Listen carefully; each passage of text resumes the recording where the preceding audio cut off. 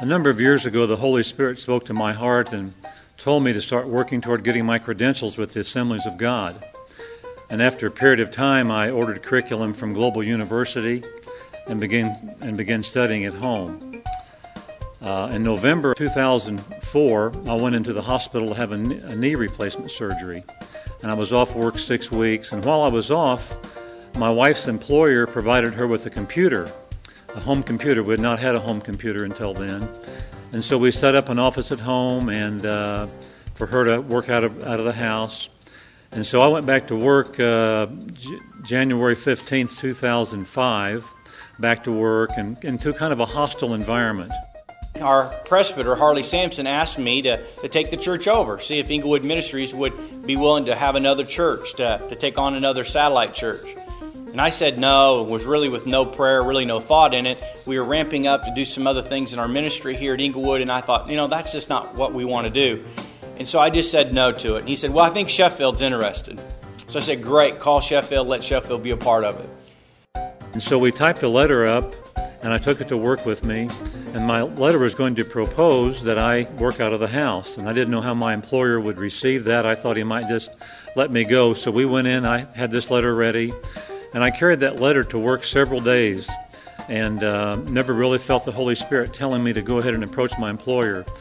But on April 22nd, 2005, the Holy Spirit spoke to my heart there at my office right there that afternoon. And the Holy Spirit literally grabbed me right here. I've never felt God like He grabbed me there. And the Holy Spirit says, today is the day. And so I said, okay, Holy Spirit, I'll go in and give my notice. And the Holy Spirit said, no, I want you to quit your job. You're to make a clean break.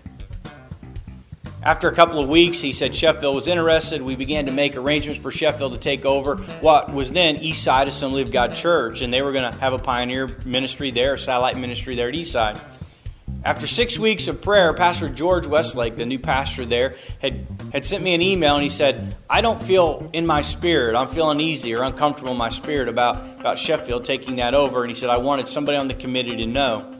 I immediately called Brother Sampson, our presbyter again, my boss, and that I serve under, and told him that Sheffield was no longer interested. And he said, hey, you should take the church over. You've already had a history of taking over some churches. They've been successful. You know how to do it. You're the only one doing it in our area, so why don't you take it over? I said, last time I hadn't really prayed about it, so this time I'll pray about it. I'll commit it to the Lord and see what the Lord would do. I went into my employer and gave my 2 weeks' notice. I went ahead and worked the rest of the time, and I left there that Friday afternoon. I left there with no pay. I received 3 weeks' pay when I left, and so I left there with no pay. I drove home, and to be honest with you, I sat down in front of my computer at home, and I thought, what have I done? I've quit my job. After I hung up with Brother Sampson, 24 hours later, Pastor Claude comes into my office, and Pastor Claude was heavy. I could tell that there was something really on his heart, and something that he had been burdened by, something that he was carrying that he wanted to share. And he sat down and we began to talk. And one of the things that came out of that meeting was that he was very interested in being a senior pastor, and that God had really put it on his heart and released him, that now was his season, a time for him to make that move.